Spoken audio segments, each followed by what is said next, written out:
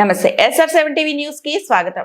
న్యాయబద్ధమైన సమస్యలు పరిష్కరించండి. అక్రమాలు అరెస్టులను ఖండిస్తున్నాం.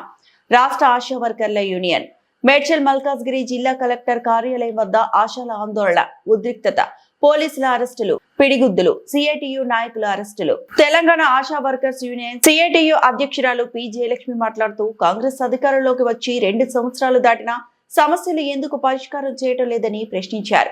గత 20 సంవత్సరాల నుండి పేద ప్రజలకు, కార్మికులకు, కష్టజీవులకు ఫిక్స్డ్ వేతనాలు 18,000 రూపాయలు ఇవ్వాలని పోరాటాలు చేస్తుంటే మొద్దు నిద్రలో రాష్ట్ర ప్రభుత్వం ఉంది అని హెచ్చరించారు. రాష్ట్ర అసెంబ్లీ సమావేశాల్లో ఆశాలకు ఫిక్స్డ్ వేతనాలు, ఇన్సూరెన్స్, ఈఎస్ఐ, పిఎఫ్, మట్టి ఖర్చులకు 50,000 రూపాయలు ఇవ్వాలని చర్చ చేయాలని రాష్ట్ర ప్రభుత్వాన్ని డిమాండ్ చేశారు. సిఐటియు మేడ్చల్ జిల్లా కార్యదర్శి ఎర్ర అశోక్ మాట్లాడుతూ ఆశాలను కాంగ్రెస్ ప్రభుత్వం పట్టించుకోవడం లేదని, వారి శ్రమను దోచుకుంటున్నారని హెచ్చరించారు.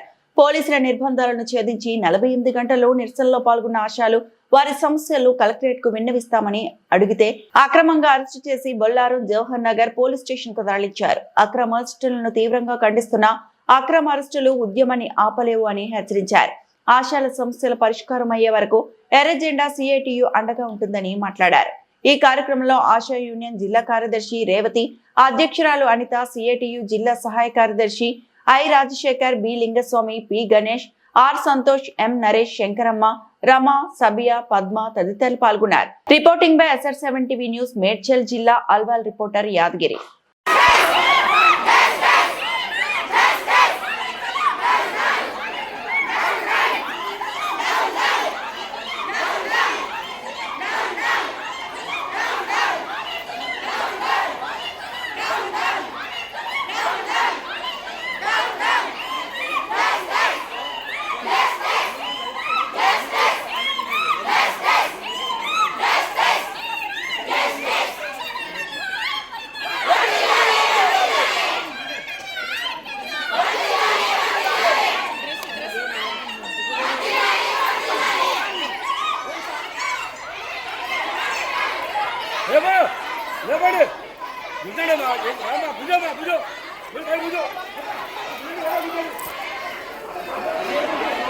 ఏమన్నా మధ్యలో నన్ను కొడతారు.